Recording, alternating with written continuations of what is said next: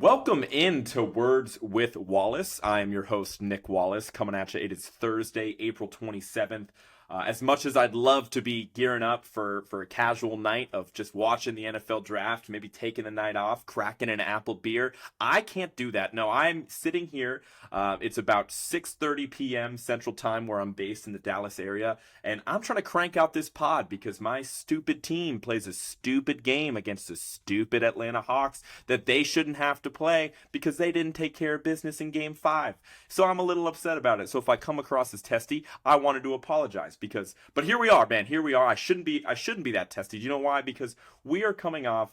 We're in the midst, I should say, of one of the best first rounds and one of the most entertaining NBA playoff first rounds in the history of the league. And I really do mean it when I say that because it's been a lot of fun. Of course, the headline is the number one seed and the best team in basketball during the regular season, the Milwaukee Bucks, falling short. And falling to the Miami Heat, the 8th seed in the Eastern Conference, which was incredible.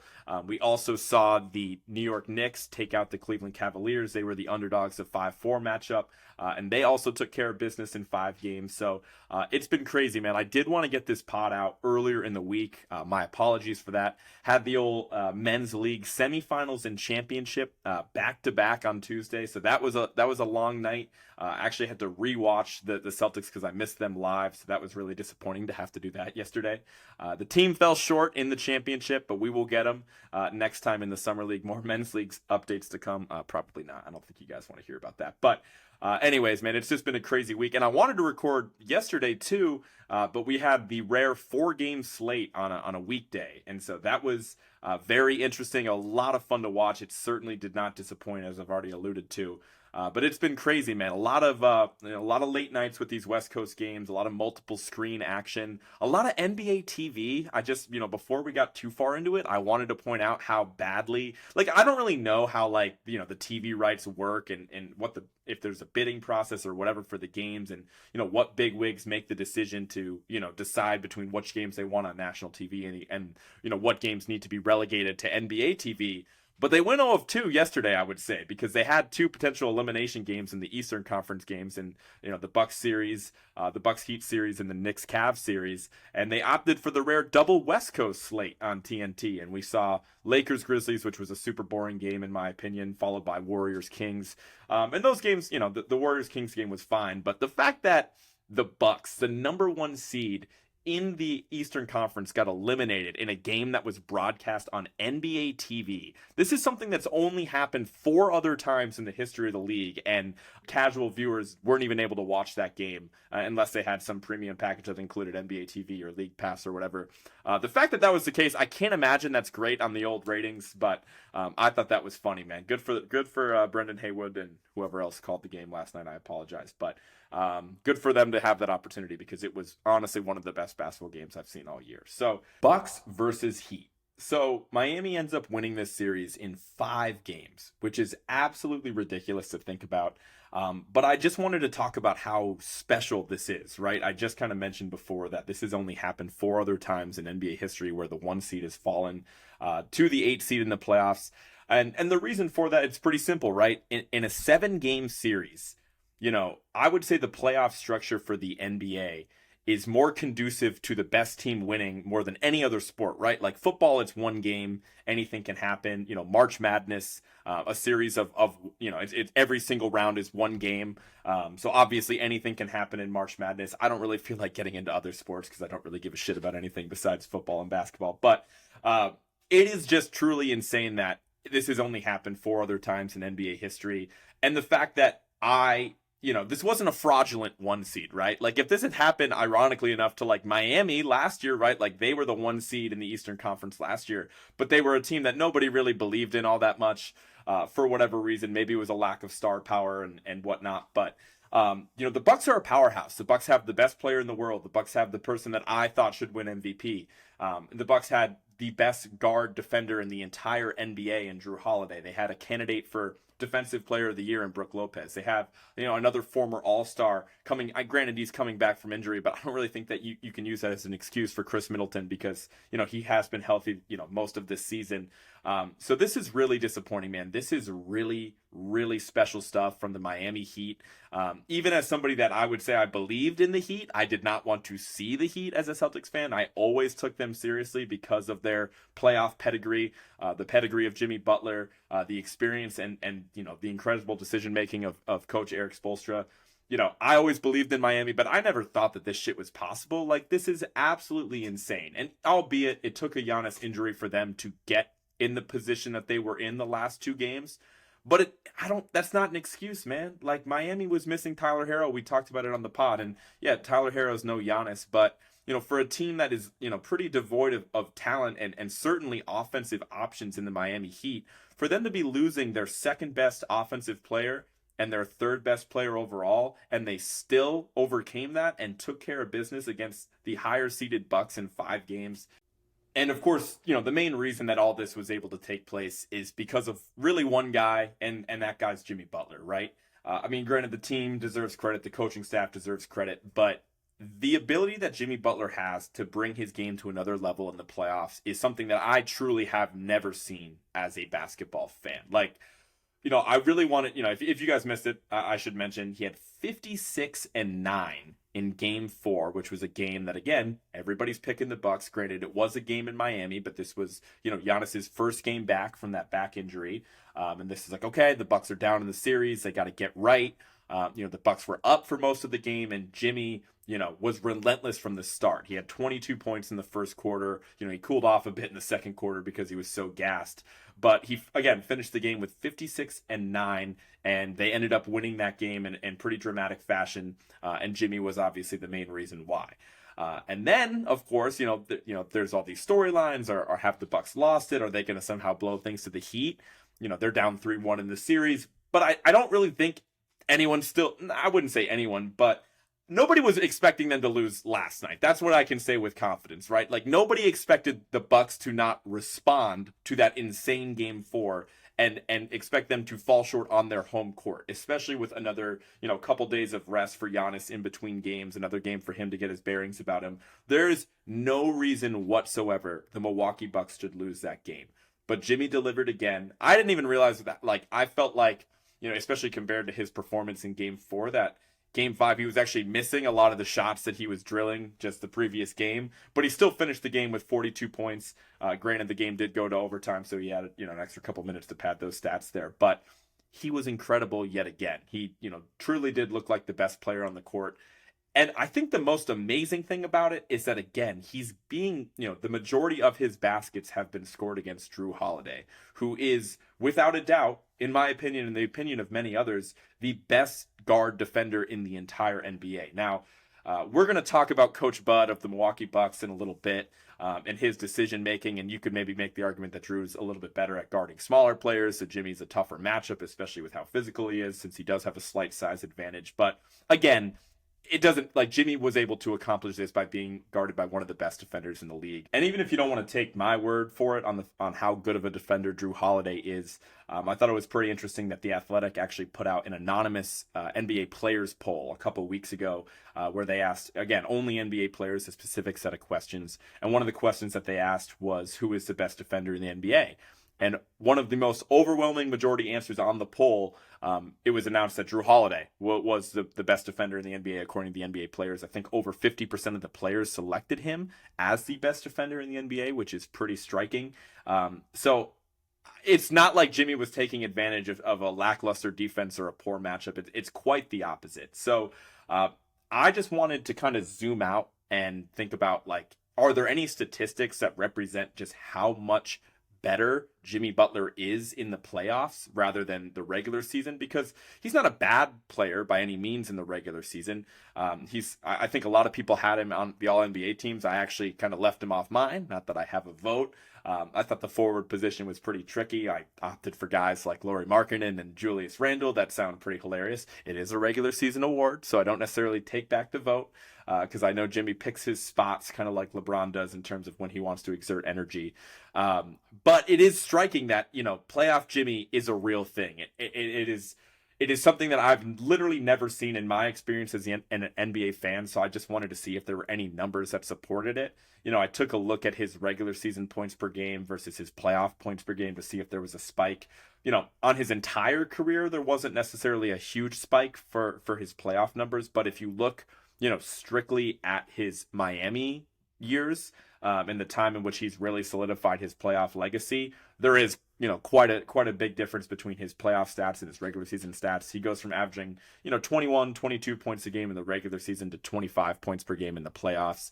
His shooting percentages are up across the board, namely his 3-point shooting percentage, which I think jumps like 12 or 13% higher in the playoffs, which definitely matches the eye test. But I don't think, in general, the stats really didn't match what we're watching with our eyes because, this goes back a couple years now. Like, it goes back to the bubble where he dragged that Heat team all the way to the finals, which was really impressive. And, that was a moment where I think, we didn't quite have the same level of respect for Jimmy as we do now, just because we saw so many outlier playoff performances during the bubble season.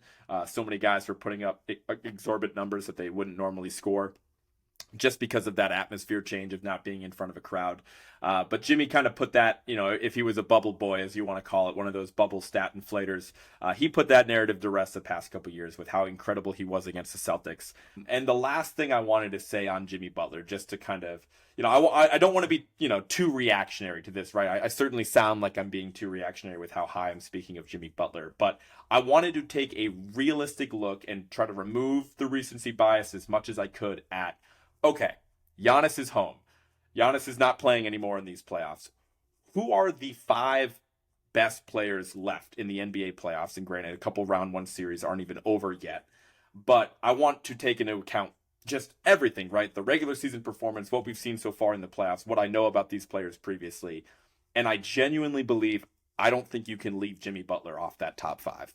Like, I would put Jokic and Embiid on there. I'd put Steph on there. And Jimmy is like locked in to that top 4, right in the conversation with, again, Jokic, Embiid, Steph. He's right there. I think the 5th spot is where you would, kind of leave that up for debate. I think the early favorite would probably have to be Devin Booker, with as ridiculous as it sounds, just given his scoring performance against the Clippers in the first round, which we'll talk more about later. But it's incredible, man. I really do think Jimmy Butler is a real playoff. Jimmy is a real thing. The fact that he would even be in the conversation as a top 5 player for the remainder of the playoffs, when, I don't think he's close to that during the regular season. Like, I don't think he made the All-Star team this year. I didn't put him on my All-NBA team.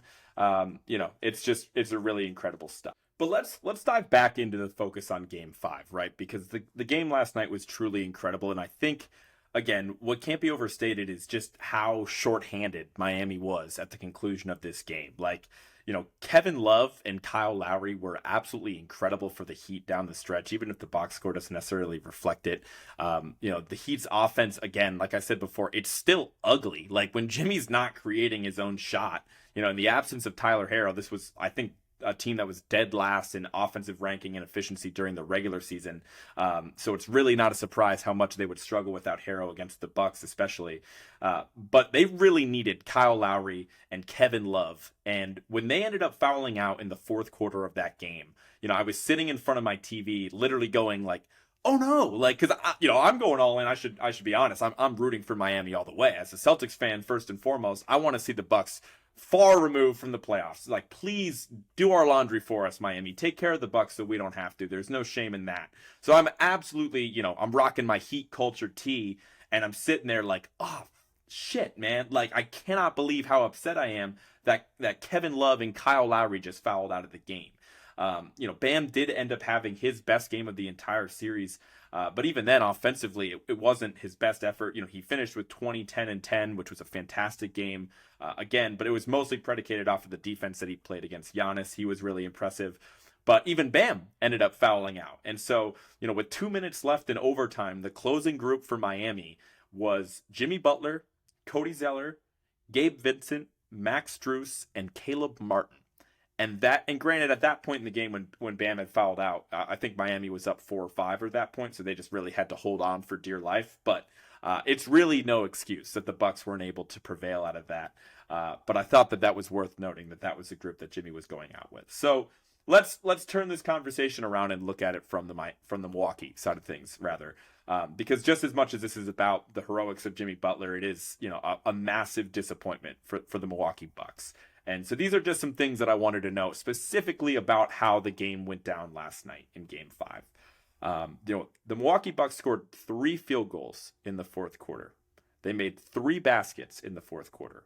They made 2 baskets in overtime. So that's a combined 5 field goals in what was that, 17 minutes of action, of in-game time.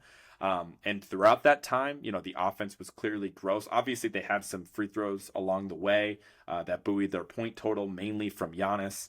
But I never really noticed a change in offensive philosophy. I felt like there was a lack of plays being ran, however you want to determine that.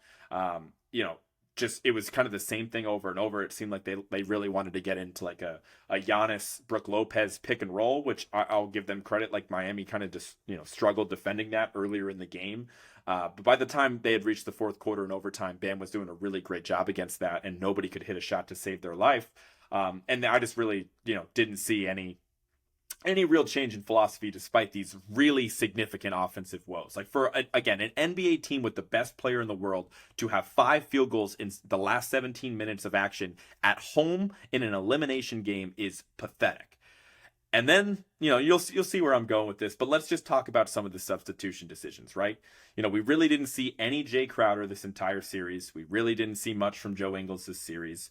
We did see a lot of Grayson Allen. We saw a decent amount of Wesley Matthews last night specifically. We saw some Pat Connaughton. Those guys didn't shoot bad percentages, but they certainly didn't impress. And I just feel like one of the big talking points, in favor of the Bucks was what they did to secure that 5th spot in the lineup, right? Like, their big 4 is basically solidified, right? In having, Giannis out there, Drew out there, Chris Middleton out there, Brook Lopez out there. And this is a theme with a lot of the other great teams that we'll talk about, that, that 5th guy is kind of hard to figure out. But we kind of thought the Milwaukee was making strides in the right direction to solidify that spot.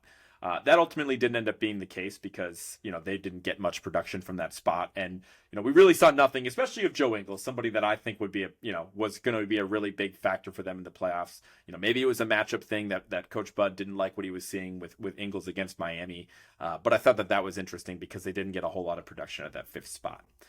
Just to fast forward again to 2 seconds left in the game, Miami Heat are down. They have the ball.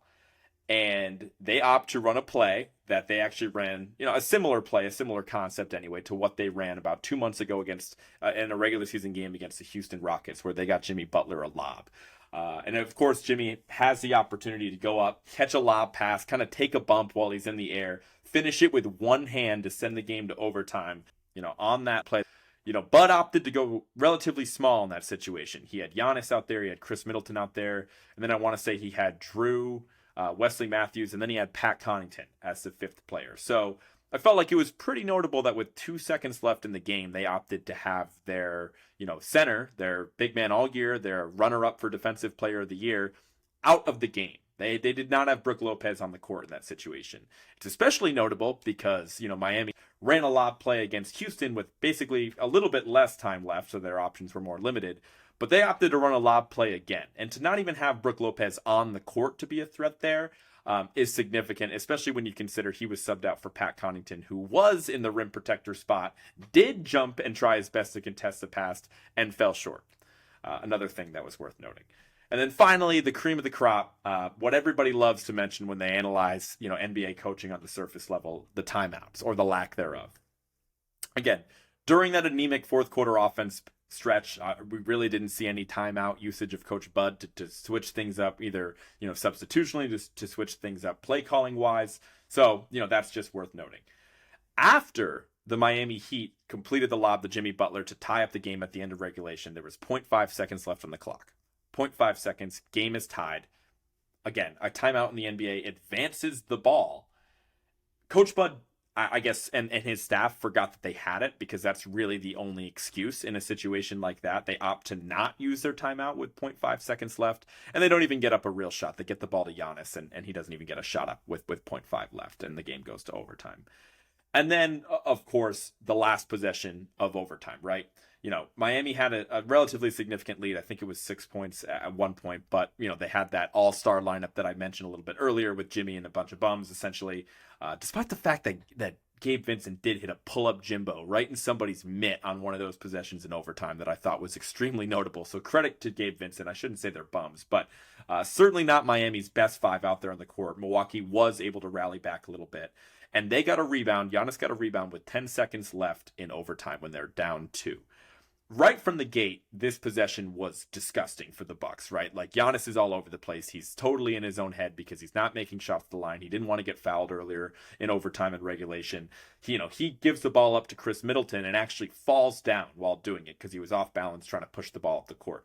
When your best player is on the ground, not even an option in the play, and there's still, 5-6 seconds left, that should be a pretty obvious call that, you're not progressing in the right direction. This isn't a transition opportunity. This is just a 4-on-5 with your best player being the one on the ground. When the ball then hits Grayson Allen's hands, who, again, I don't even know why this guy's on the court at this point. When Grayson Allen touches the ball with 2.3 seconds left in the game, down 2, even that is an opportunity to call a timeout. And of course, if you didn't see it, predictably enough, when Grayson Allen caught the ball, he drove hard to the basket. He probably had an opportunity for like a floater or a pull-up Jimmy at the elbow. And he decided to not, take that shot. He opted for a Euro step and didn't even get a shot off. So hindsight's 2020, right? Timeouts are, again, the easiest thing to judge. And there's so much else that goes into evaluating NBA coaching. But when you have an upset of this magnitude, there needs to be somebody to blame. There needs to be a blame pie. And the way that I'm looking at it, it's got to be over, 50, 60% on Coach Bud. Because I don't think, despite having a championship a couple years back, and that usually guarantees job security for at least the next couple seasons, right? His resume is not, great on this. And his reputation is not great. He's known around the league as a coach that is stubborn. He's known around the league as a coach that is slow to adjust or virtually believes in no adjustments. Whatever he believes is the best strategy to defeat a team before a playoff series starts, he sees that through. He sticks with that no matter what. And whether you want to get more in the weeds about it and analyze his, decision to never put Giannis on Jimmy or to never really double Jimmy Butler and force somebody else to beat them, I just think that all signs are pointing towards sending Coach Bud into the sun because I really do think that this is his fault above all else. Like, sure, you were missing Giannis a couple of those games. So granted, Drew Holiday was awful offensively. I'm sure he would even admit that. But it's really no excuse when you're losing to a team that has that much less talent. And I just think that, I think that the clock has run out on Coach Bud. And maybe it sounds ridiculous given that he won the title literally just 2 years ago. But, look over at the Raptors. Look at Nick Nurse. I don't know if I've mentioned this on the pod yet, but he did end up getting fired. And that was actually the language that they used when his departure from Toronto was announced, that the Raptors were firing Nick Nurse, which I thought was notable. I thought if they did get rid of Nick Nurse, they would head toward one of those, that was a mutual decision on both sides. And Nick Nurse is going to be looking for other opportunities to coach next season and yada, yada, yada. No, they just fired him. And I just think that when you have as much talent as the Milwaukee Bucks have, having the best player in the world, I don't know how you bring Coach Bud back into your building after a loss that's that disappointing, when you were nearly a 60-win team during the regular season. The last thing that I wanted to say about the Bucks here, since it's crazy we will not be talking about them for quite some time on this podcast, I can't imagine, is Giannis's comments in the postgame. A reporter asked Giannis, that is, do you consider this season to be a failure? And Giannis went into a very detailed, 2-minute plus answer, which was really thoughtful and really insightful on essentially, and again, I'm paraphrasing Giannis here, so maybe that's not a good look, but, basically saying that it wasn't a failure, that there were no failures in sports, that, every year they're working toward this really difficult goal to achieve. That's probably enough of my paraphrasing. I'd encourage you guys to look it up because it was really insightful. And my first reaction was, man, I love Giannis. I really love Giannis. He's so competitive, and that even after a loss of this magnitude, I think he was visibly crushed. And so I just felt bad for the guy. I think your gut reaction when you watch a team lose, it's like, man, is something up with Giannis? Is he not the same player that I thought he was? As dumb and cliche as it sounds to listen to his answer and have confidence that that's not the case, that's just how I felt after listening to it. I just know that that guy's a winner. I know that that's a guy you can build around. That's clearly, I still think, the best player in the world. But let's not get it twisted. That season was a failure. It is, there's levels to it. Could you make the argument that every single season that you don't win a championship is a failure? Sure, you can say that. But I don't think people really thought that last season for the Bucks was a failure, losing to a Celtics team, when they were shorthanded and down, their second or third best player in Chris Middleton. But this is a failure. I don't care if Giannis was banged up. I don't care, if the ball didn't bounce their way. I don't care if they think the officiating was a problem or whatever. It is a failure to lose to an 8 seed when you are a 60-win team with the best player in the world. And capping off an upset that's only happened 4 other times in NBA history. So I loved and respected Giannis's answer. I loved his thought process. I loved his passion when he was explaining it. I loved the way he delivered that, despite being really crushed by the loss. But let's not get it twisted. That was a failure. That was a lot. That was a lot on the Bucks, a lot on the Heat, but I think it needed to be that way. I can't believe that series ended the way it did, but that wasn't the only series that ended last night. Of course, the Cavs versus the Knicks, another series I was wrong on. The Knicks won. They beat the Cavs in 5 games, just like the Heat did. And it was pretty interesting to watch it unfold because it obviously wasn't all that close, right? Really, there were only 2 close games of the entire series, if I'm remembering this correctly, and that was games 1 and 2 it was really only game 1 was close. Cleveland kind of took care of business in game 2, and it was all New York the rest of the way, right? I wanted to first focus on the lens of the Cavs and focus on the Cavs for a little bit, since again, we won't be talking about them for a little bit. I think an interesting storyline that maybe this was a little overblown in the media, but it was Mitchell's failure to meet the moment, right? Because Donovan Mitchell had a situation where, I would have picked him as the best player in the series heading into this matchup. He's somebody with a lot of playoff experiences, certainly some highs and some lows in there, but I was pretty shocked to realize that he's played 44 playoff games in his career. Was looking into it when I was trying to figure out the Jimmy Butler stats. I was trying to figure out who else was kind of in that camp of scoring a lot more points per game in the playoffs in the regular season. And Mitchell's actually on that list. He's, scores a lot more points in the playoffs than he does the regular season. He's also a guy that's made the playoffs every single year of his career, which is really impressive. He made it, his entire tenure in Utah, which I didn't realize. And he also, of course, made it this year in Cleveland. And he finished the series with 23, 7, and 5. The shooting numbers weren't great, but they weren't awful either. He was pretty bad from 3, abnormally bad from 3. But I don't think the stats really told the full story, right? He didn't look like the same guy that we saw during the regular season. He didn't really necessarily look like a player that was ready for the moment. And it's just extra disappointing because of the history between, what could have been Mitchell and the Knicks, right?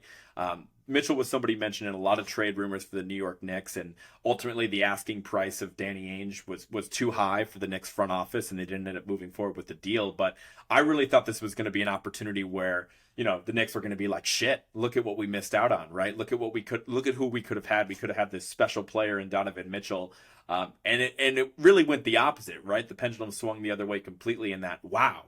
All we had to do was sign Jalen Brunson, and he was far and away the best player in the series. We didn't have to move RJ Barrett. We didn't have to move any draft assets. So it was, even though Donovan Mitchell, I think his final performance and his final counting stats were better than what they felt if you actually watched the games. But it is still a failure for Donovan Mitchell just with how far the pendulum swung on the Knicks fan base and him just not really, meeting the moment in that series. It was a really humbling Evan Mobley series as well. I definitely like Evan Mobley. I know a lot of people in the media are extremely high on him and have lofty comparisons. I've heard him being compared to KG in the past, which is insane. But this was humbling, right? Like you really saw firsthand how raw he was offensively. His lack of offensive prowess was definitely a real problem. He was never able to capitalize on small lineups for the Knicks. Along with Jared Allen, but we kind of knew that about Jared Allen. He's a pretty one-dimensional offensive player. He's mainly out there for defense. So I thought that was just something to note that, it stinks for Mobley, but, him getting his first playoff experience is certainly a valuable thing overall. Obviously I touched upon this a little bit on the last podcast, but the lack of front court depth for the Cavaliers is significant as well. It was something I probably should have been, noted before the series, but again, hindsight's 2020. I definitely thought that, Bickerstaff, the coach of the Cavs, got out coached a little bit. Again, I don't want this to turn into a coaching evaluation podcast, but his commitment to having both Allen and Mobley in the game to their detriment was to their detriment a lot of the time. I felt like, instead of them just kind of rolling the dice on whatever their fifth guy should be out there, with the two bigs and their two guards, like instead of just trying to figure out who was going to be the hot-handed one, like maybe just split up Allen and Mobley a little bit more, just to, see if you can get more offense out there, because they really could not score the ball against the Knicks the entire time. The other side of that coin is how dominant the Knicks were on the glass. So maybe that's why Bickerstaff was committed to the big lineup. I don't know. But overall, my hot take on the Cavs, maybe this isn't a hot take, but this is still going to be a positive experience for them overall. They did lose to a good New York team, albeit I don't think that they're a more talented team, but they are a good team. They were a better coach team this series. And this playoff experience, this is why people hype it up in the media. This is why people talk about, oh, they're not battle tested. Oh, they don't have the experience. This is incredibly valuable playoff experience for Darius Garland, incredibly valuable playoff experience for Evan Mobley. And I think this team's going to be a lot better for it, even though this was, no doubt a disappointing loss to the Knicks to, not even get this to a 6 or 7 game series. Let's move on to the Knicks, bing bong, right? I mean, shout out Knicks, shout out the Knicks fans. I've seen a lot of hilarious Knicks fans content this week, which is fun. I do respect them. I find it amusing right now. I'm sure if it gets to the point where we get Celtics Knicks, I will, flip 100% and be as anti-New York as you can get. But it was cool to see the city basically shut down after the last 2 games of this series. It basically shut down when they were only up 3-1. They had to close down a street in New York City because the fans were that crazy, and the pouring out from the Garden after that win. But man, this was a really great series for the Knicks, and it was pretty shocking that they were able to do it because they really were able to pull it off without any production from Julius Randle. Again, part of the reason I was so confident in picking Cleveland before this series is because Randle was banged up heading into it.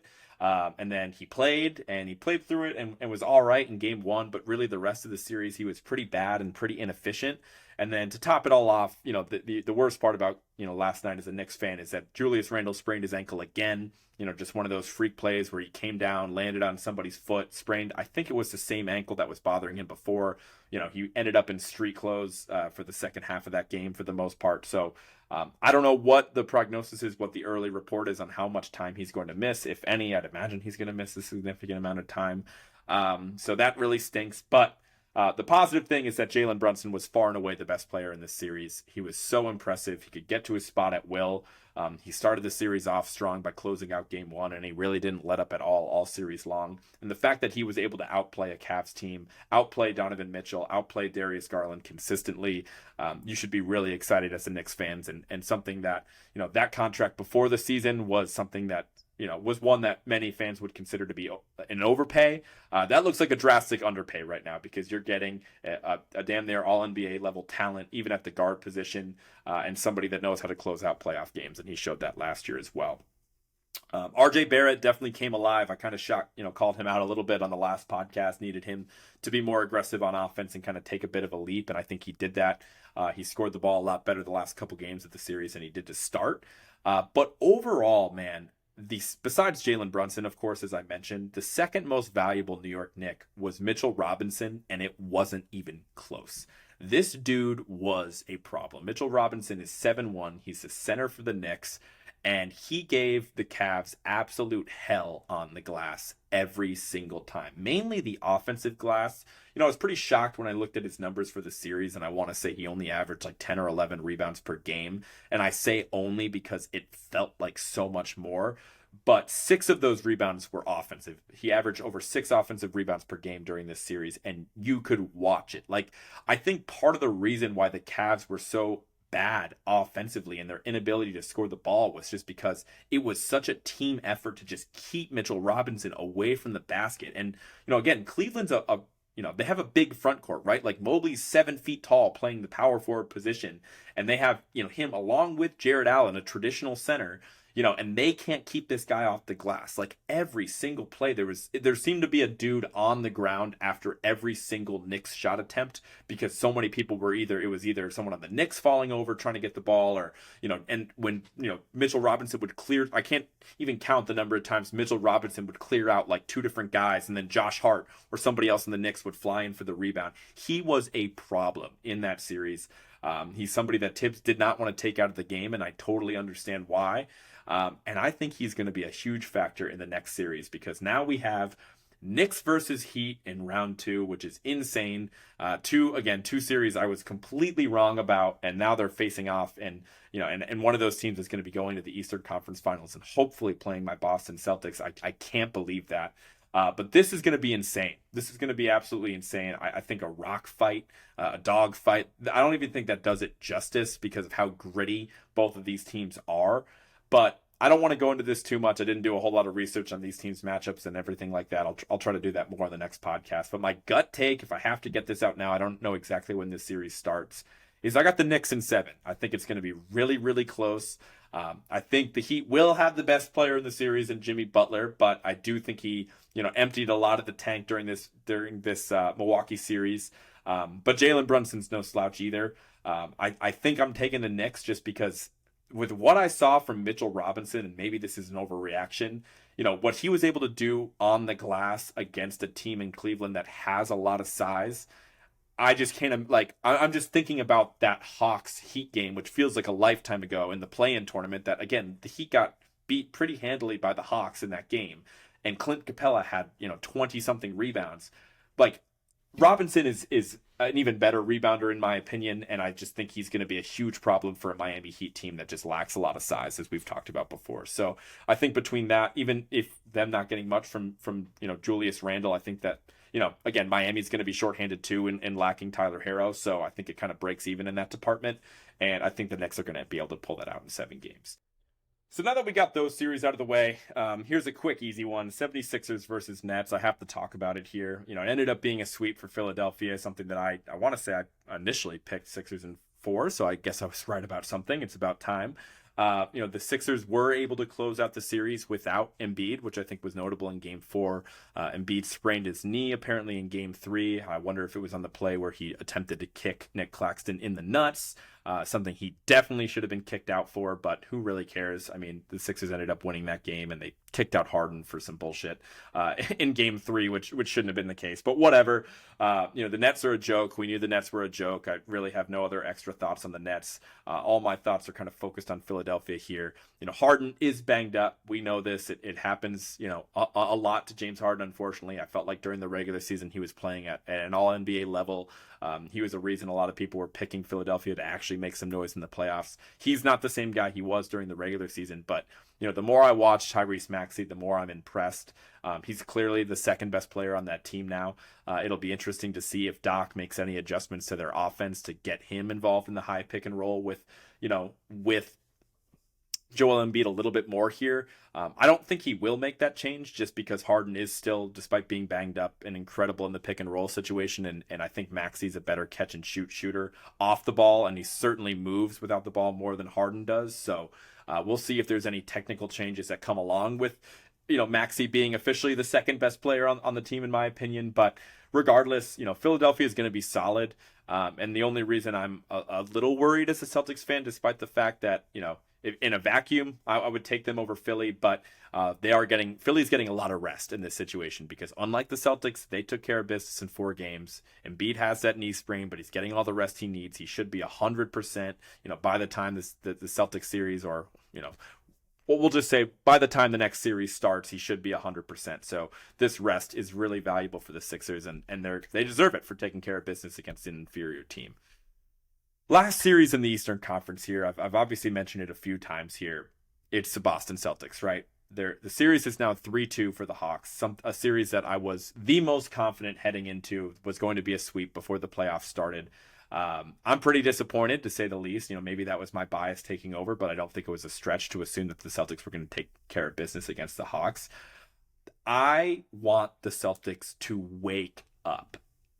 In my feelings watching that Bucks Heat game last night, in my disbelief and my excitement for the fact that the Heat were actually able to pull this off, I'm sitting there so excited as a Celtics fan, but I can't fully enjoy the victory of the Heat because my stupid team hasn't taken care of business against the Hawks. Now, again, even going back to the '08 title, I think the Celtics pretty famously went 7 games against the Atlanta Hawks that year before they ended up winning it. Like, just because you have a rocky first round series, it's not indicative of the success the rest of the way. But it's just frustrating because, as I just mentioned, Philadelphia is getting that rest.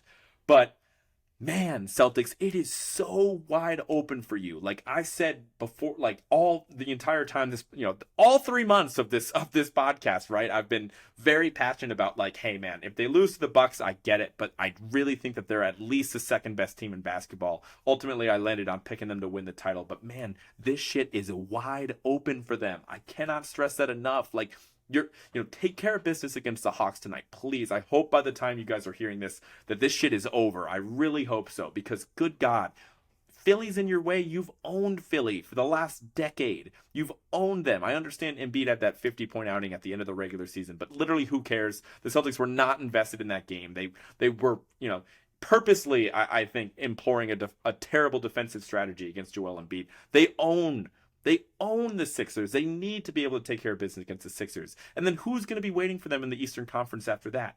Either Miami or New York. Now, yes, those are gritty teams and teams that had success against the Celtics during this past regular season. But the Celtics are so much more talented. They're so much deeper than those teams. They need, like, if that Bucks series isn't a wake-up call for the Celtics, then I don't know what is. It is wide open. And don't even get me started on the West. We're not far enough along in the playoffs for me to be worrying about who the Celtics might face in the finals. But man, this shit is as open as it's ever been. And I still can't believe it. I still, like, there's a part of me that's still like conditioned from, the 4 years in a row we got the Cavs Warriors in the finals, that there's like this inevitability to the best teams always making it to the finals, when that hasn't been the case the past couple years. But I'm just still in shock that the Bucks have lost, and the Celtics need to wake up. What they need to do is take care of business first and foremost against the Hawks. The way that they're going to do that is just by attacking Trae Young on the defensive end of the court. Like, I know Trae Young has gotten off offensively a little bit, and he's certainly played better the past few games than what he did to start the series, and I get it, because Trae Young is that good offensively. He is a really special player. But if you really are worried about stopping him on defense, you just need to attack him on offense. Make his life hell. Every single play, you got to get him in the action. Every single time. Like, I don't care if it's if he's guarding Brogdon. I don't care if he's guarding Tatum. I don't care if he's guarding Brown. I don't care if he's guarding White. I just want to have preferably those 4 players on the court at once, so you have the ability to just attack him no matter what, and then just pick one of the bigs. I think they'd be better if they just, go small a little bit more against this Atlanta team. I think it also stinks that Jaylen Brown had an incredible Game 5 that we're all going to forget about because Trae Young decided to hit a literal 30-footer to win the game. It's bad, man. I don't want to spend much more time talking about it because, again, by the time you guys hear this, Game 6 is going to be over, and fingers crossed the series is going to be as well. Again, credit to Trae Young. He's playing better down the stretch here this series than I thought. I do think his last game was a bit overhyped. I get it. That shot was cold-blooded. I'm not going to do the Paul George quote and say that was a bad shot, even though it was. But I will just say that he shot like 35%. Like, again, he had to take those shots. They didn't have DeJounte Murray. They pulled out the game in Boston. All the credit to him. But like, even in that game, he wasn't like particularly efficient. It wasn't like he just got hot from 3 and couldn't miss. Like, that wasn't the case. He's just taking more shots, so he's scoring more points. This Hawks team isn't good, man. They haven't been good all year. Quinn Snyder is a better coach than what they had before in McMillan, but it doesn't make a difference. He hasn't had enough time with that team. The Celtics are so much better. They're in a different class. They need to wake up, and they need to take care of business in Game 6 tonight, and I certainly hope that they do. Let's move on to the Western Conference, man. We're going to touch upon Wolves Nuggets real quick, and I say real quick because, man, not much has changed since the last podcast, right? The Nuggets were able to pull out Game 5. They won the series in 5 games. I picked them to win in 4, but that's okay. Minnesota, I would say they won a game, blew a game, and then won a game again, all in the same game. If you watched Game 4, that'll make sense to you. Essentially, they had the game like in the bag. Their second game in Minneapolis, and they just decided to just stop scoring the ball for like the last 5 or 6 minutes of regulation. They let the Nuggets back in the game, and then ultimately they built up a big lead in overtime, and then almost choked that one away too. But Anyways, it was still a good win for the Wolves. Shout out the Wolves fans for getting a win on their home court. I know the fans really enjoyed that one. If there is a silver lining of this Wolves season, it's just that Anthony Edwards. I think he's moving in the right direction, man. He is what we think he is, what we think he could be.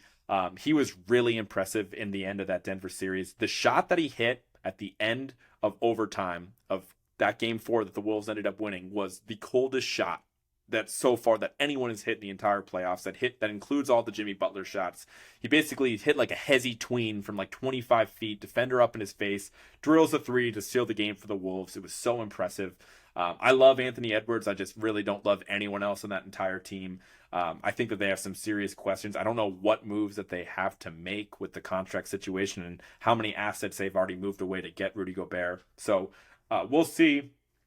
Ant's the dog. He's got a lot of cats around him. That was a joke I saw on Twitter. I don't know who actually tweeted that, so my bad. I stole that shitty joke. But anyway, man, they got a bunch of bums around him. I hate Kyle Anderson. I'm Wolves fans. He's not that good. Just because he's not athletic and he plays smart doesn't mean he's some special talent.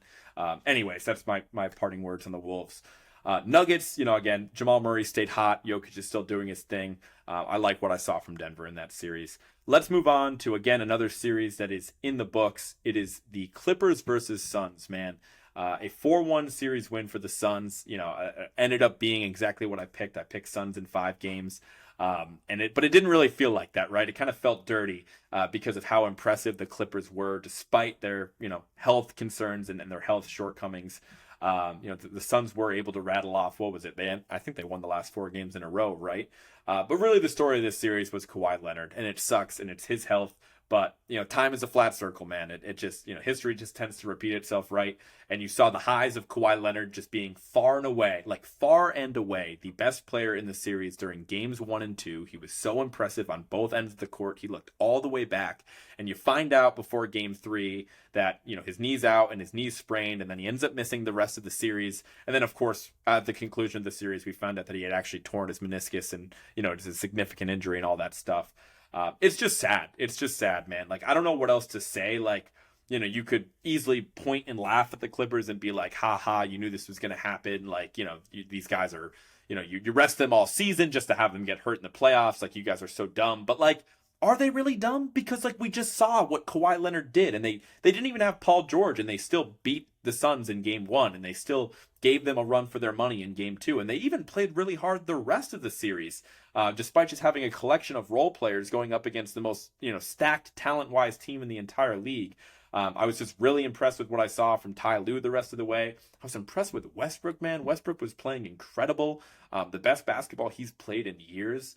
I don't think that series necessarily changes much of what I think of Westbrook as a whole, but I do think that he played well enough for him to just definitely get another chance with the team next year. I think it's likely that he would just stay with the Clippers, right? Like that would, if I'm Westbrook, I definitely want to stay with the Clippers because that's probably the only team that has a chance of being competitive while also, prominently featuring him in the offense. So just worth noting.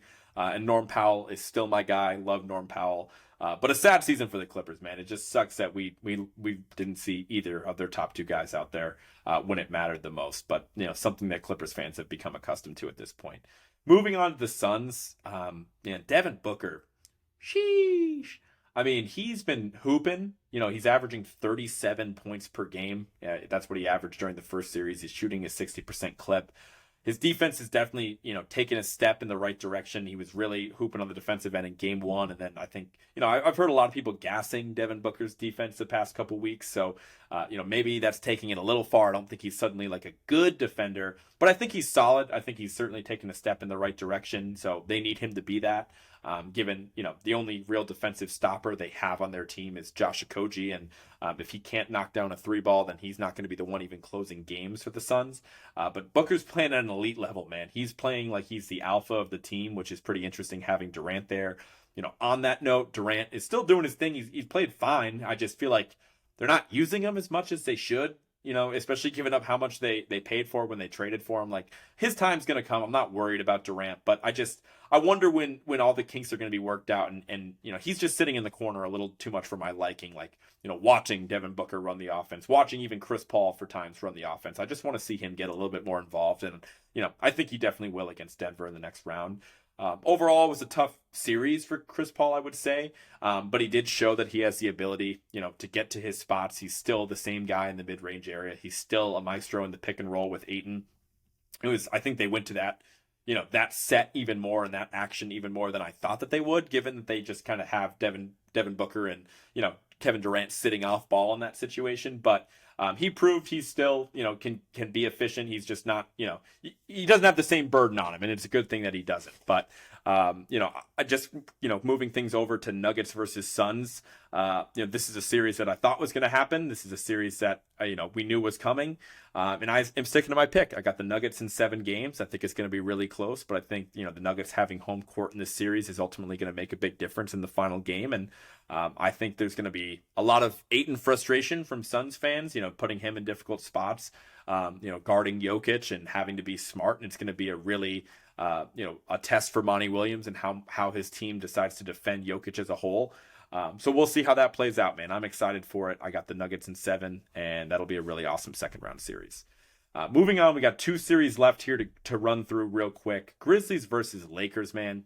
This is one that annoys me. The Lakers are up in this series 3-2, but they're so predictable, man. I tweeted about this because, it's so obvious early on in games when they don't have it and they're not locked in. And I don't know why that is. Like, their effort in their 2 losses has just been like totally embarrassing. I just think it's funny. Like, I don't know if it's because, LeBron very famously at this point in his career just kind of picks his spots, right? He's not giving full effort and energy all the time.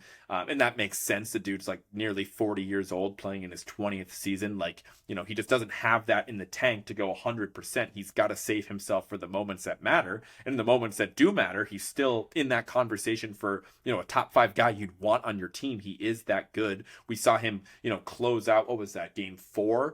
Where, he went to the basket, he tied up the game at the end of regulation. He made an insanely difficult finish. I think he took Xavier Tillman all the way to the basket and made like a running layup with his right hand over Tillman, over Jaren Jackson in the help, like such a difficult shot.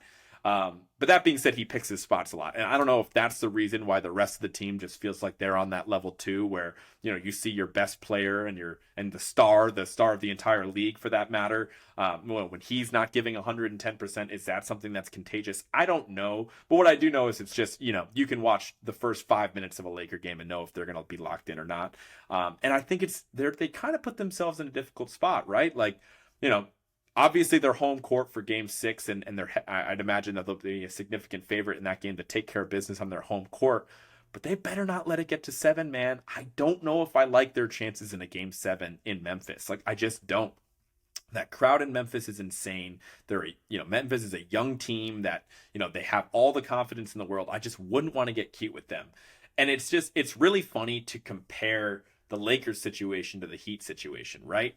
The Heat had their incredible Game 4, right? Just like the Lakers did. It was a close game. It came down to the wire, and they're in a similar situation, right? The Bucks the Heat have the Bucks on the ropes. The Lakers have the Grizzlies on the ropes. They're heading back on the road for Game 5 in a game where they don't necessarily need it, right? Like the Heat didn't need that game in Milwaukee. They could have just been like, man, Jimmy gave us 56 the other night. He's exhausted. Let's just do our best, play real hard the first couple quarters. And if we don't have it, let's kind of lighten up on the brakes a little bit, get some rest, whatever, and prepare for Game 6 in Miami. The Heat could have done that. But no, like, that's not how they're built. That's not, Heat culture or whatever the hell you want to call it.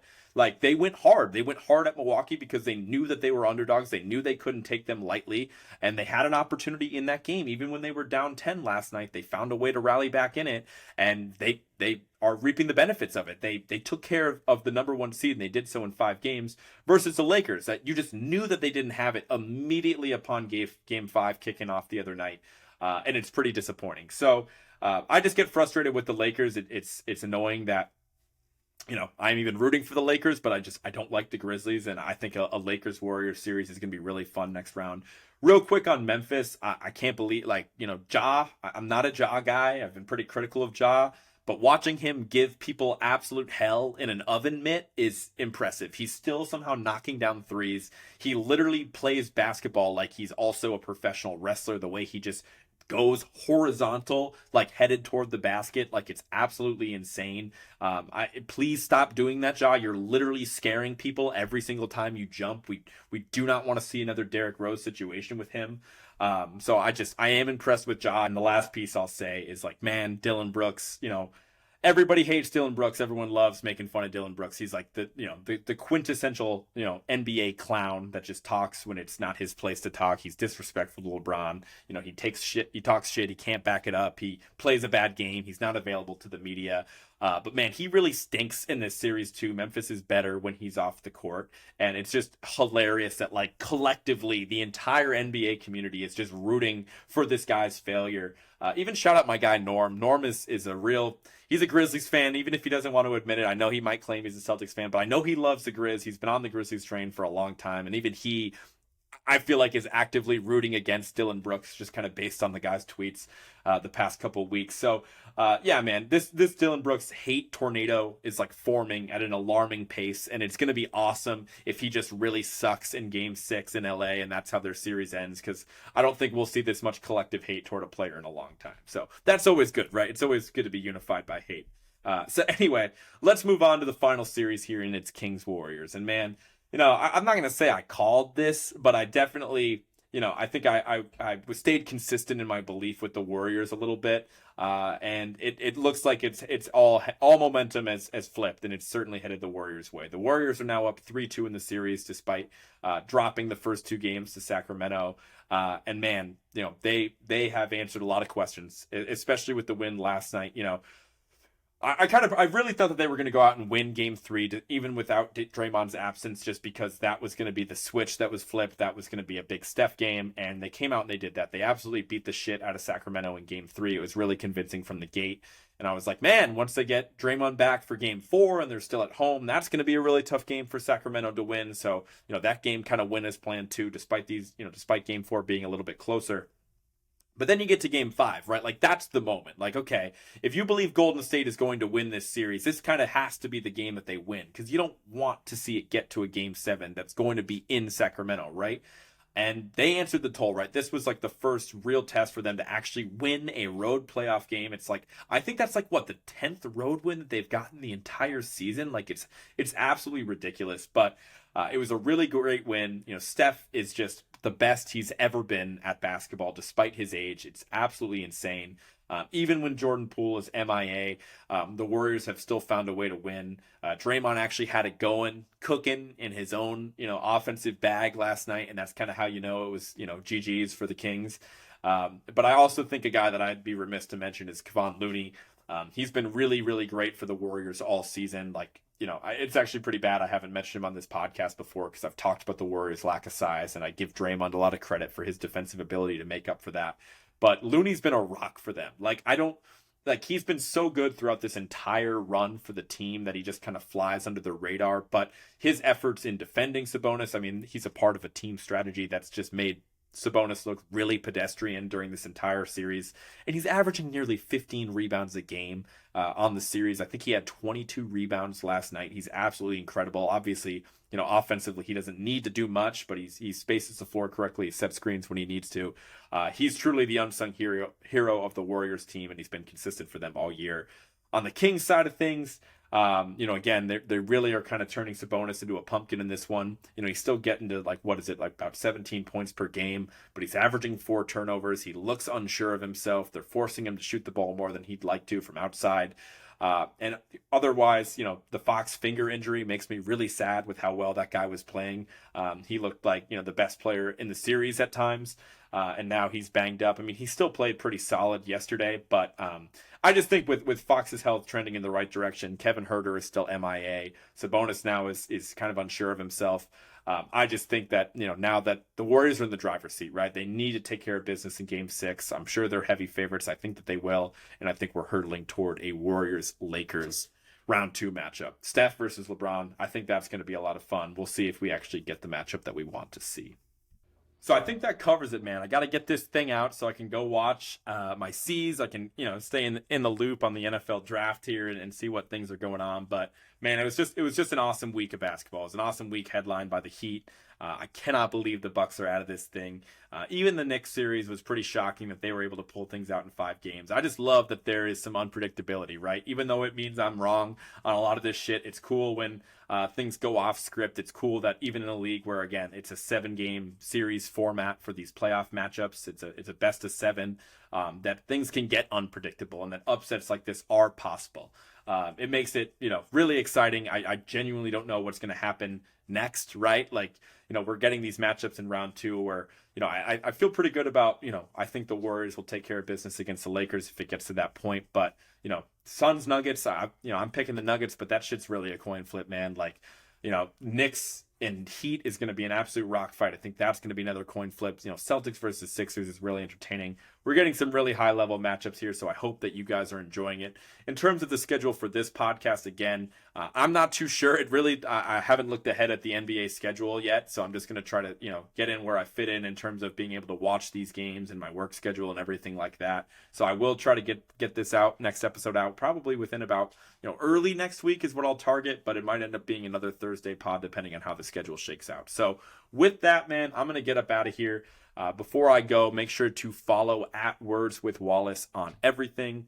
That includes Instagram, that includes Twitter, that includes Facebook, YouTube, Spotify, Apple Music, wherever you get your podcast. Be sure to subscribe. Download the show. I guess I haven't mentioned this before. I can only see when people download. I never really download my other podcasts that I listen to. I just kind of play it. But I guess that they don't get the love that they need. They don't get the same amount of money for the ones that monetize it. Man, I just look at the downloads. I'd love to see those go up a little bit. So if you do listen to it, just hit me with that download. That'd be huge. Hit me with the download. That'll go a long way, man. But I'm going to get up out of here, hit this button, and I will talk to you guys next week. Go Celtics.